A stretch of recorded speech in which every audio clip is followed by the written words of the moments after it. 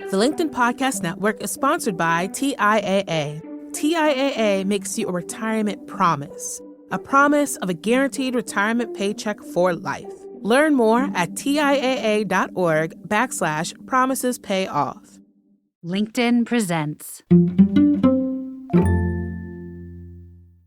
Now, any business owner can extract too much profit. But when businesses are bought up by Wall Street, by private equity, or when they go public, greed becomes non-optional. It goes on autopilot. Companies are no longer simply profit-making, but they begin profit maximizing, which is like the difference between social drinking and being an alcoholic. Hi, everyone. Today is Thursday. I'm Michael Kovnat, and this is the Next Big Idea Daily. Do you want to get rich? It's a common enough ambition, whether or not it's a wise one. But whatever your personal aspirations are, our culture's collective celebration of wealth runs deep, and it has a profound impact on our economy, according to Marjorie Kelly, author of the new book, Wealth Supremacy: How the Extractive Economy and the Biased Rules of Capitalism Drive Today's Crises. Marjorie is a journalist and a consultant and a distinguished senior fellow at the Democracy Collaborative. Her work has been featured in Fast Company, Impact Alpha, and Stanford Social Innovation Review, among other publications. Here she is with a few key insights. There's too much financial wealth in the world. Now, it's hard to get our heads around this because we think of wealth as this benign and wonderful thing that just falls from the sky. But in fact, it's become a giant vacuum that is sapping the resilience of our society. But our bias toward wealth makes it hard for us to really get the warnings of economists who tell us the world is awash in far too much financial capital, in the same way that the atmosphere is awash in too much carbon. This is a problem we're not talking about yet. Economists call it financialization, and it's the source of many crises we face today. Families mired in debt, jobs that are insecure and pay low wages. The way companies routinely fight unions and monopolies crush family businesses. The way politics is captured by billionaires, and our inability to tackle climate change. There's so much wealth concentrated in the hands of the 1% that it's a sign of sickness and not health. Much of that wealth isn't created from productive activity. It's extracted from ordinary people and the planet. 2 out of 3 Americans live in asset poverty. They don't even have $1,000 for some unexpected expense, like a car repair or a child's illness. At the same time, these families are loaded with debt. 40% of jobs are now insecure, part-time, contract, or Uberized gig work. Economist Dirk Bessemer told us at the Democracy Collaborative, he said the financial sector has become the locus where inequality is generated.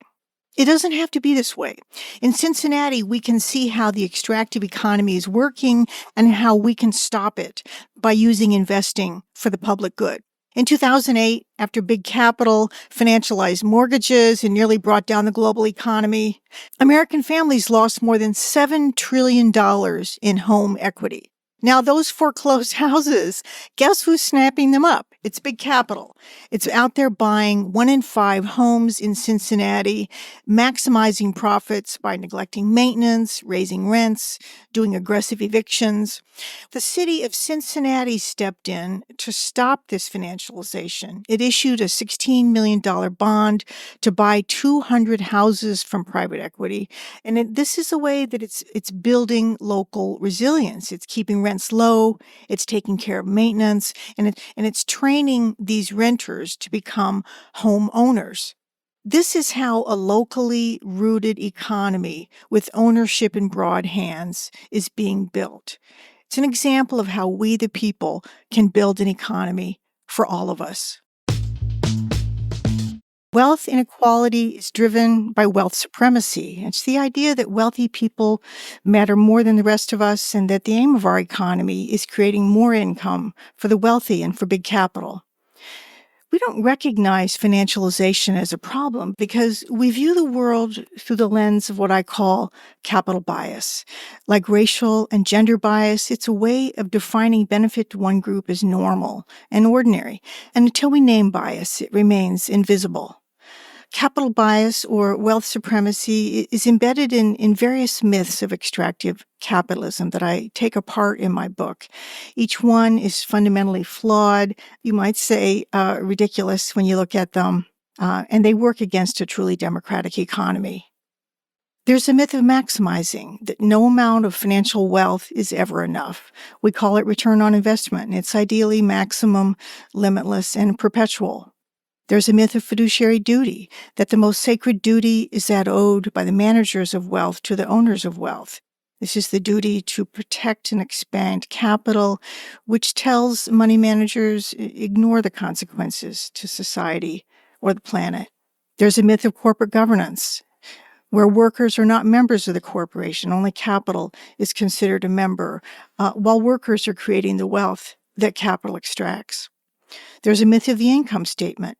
Income to capital, called profit, is to be increased, while income to labor, called expense, is to be decreased.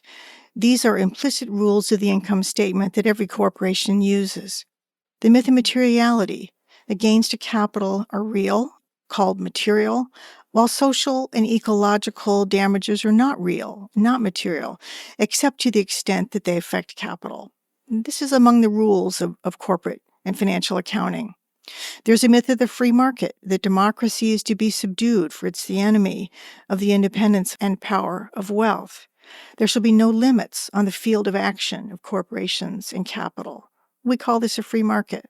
And there's a myth of takings, that the first duty of government is the protection of wealth.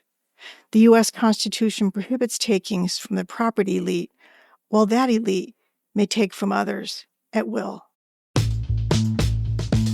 Wall Street wants a piece of everything.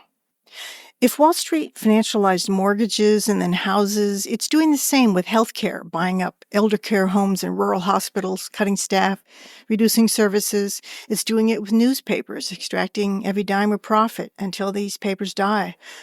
Big capital wants to own the gene pool, to monetize our identities. It's out there buying water rights. It's setting up natural asset companies to turn the planet itself into a new asset class. Monetizing ecosystem services from water, forests, coral reefs, farms, and whatever it can. Here's a big part of this that took me many years to understand, and that's that virtually all successful businesses end up in the grip of finance. Now, any business owner can extract too much profit, but when businesses are bought up by Wall Street, by private equity, or when they go public, greed becomes non-optional. It goes on autopilot. Companies are no longer simply profit-making, but they begin profit maximizing, which is like the difference between social drinking and being an alcoholic. With businesses, there's a conveyor belt that's constantly functioning, and it works like this. No founder lives forever. Fewer than 1 in 3 pass their business to family, and of these, only 12% make it to the third generation as a family firm. Once a founder retires or dies, most small businesses simply close. The rest are sold, often to competitors or some to private equity. And whatever social good the founders wanted to create, it tends to get squeezed out.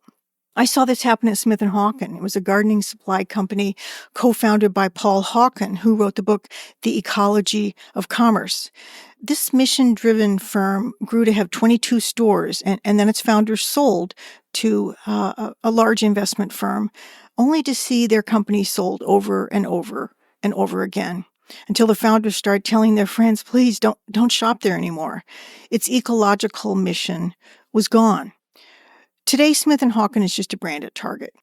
But sometimes a healthy, life-serving alternative prevails. The democratic economy is already here. It's growing all around us. One great example is Gardner's Supply. It's very similar to Smith & Hawken in its original ecological mission, but this is a firm that has kept that mission alive.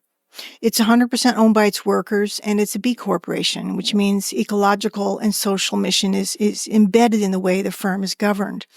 Its business is a force for good.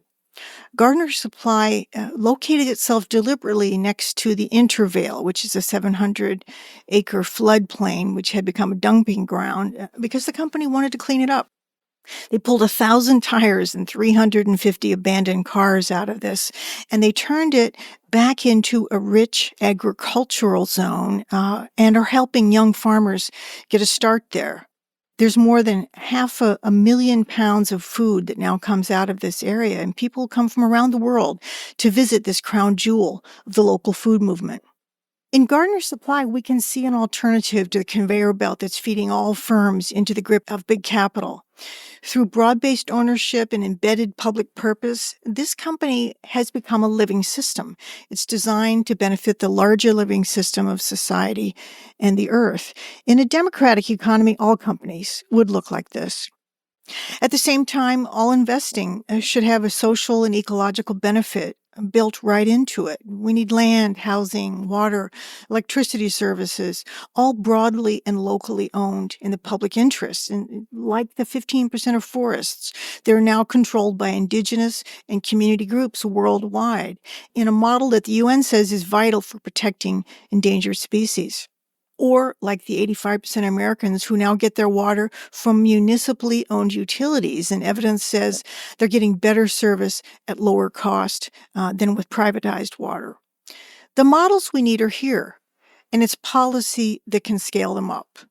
Like the community wealth building approach to local economic development that Democracy Collaborative developed. It's now being practiced around the world in places as diverse as Chicago, Amsterdam, and the entire nation of Scotland. It's a model of economic development where communities transform themselves by having ownership and control of their own assets. And it's starting to catch on.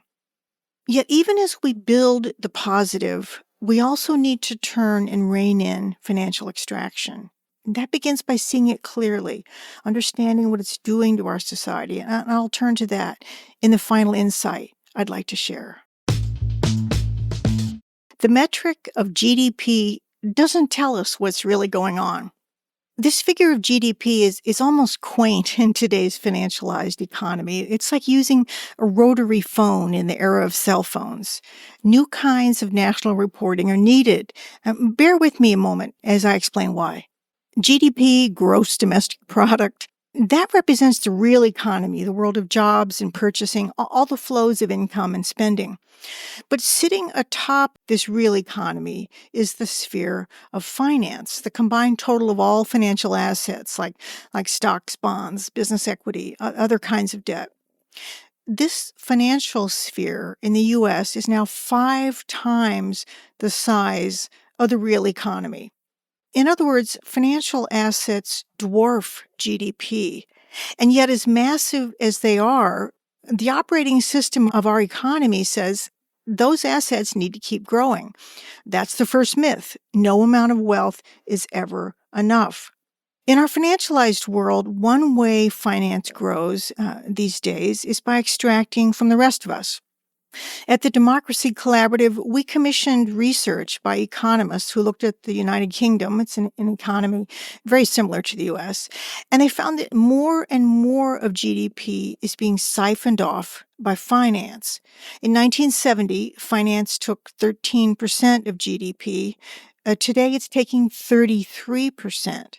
So fully 1/3 of all the income sloshing around is being vacuumed up by financial firms and their clients. So when it seems like GDP is growing, it's not reaching the rest of us. Much of finance isn't creating wealth, but it's skimming off wealth. If we're going to begin to understand what's going on, we need new kinds of national reporting, like metrics that show us the difference between financial sector GDP and real economy GDP.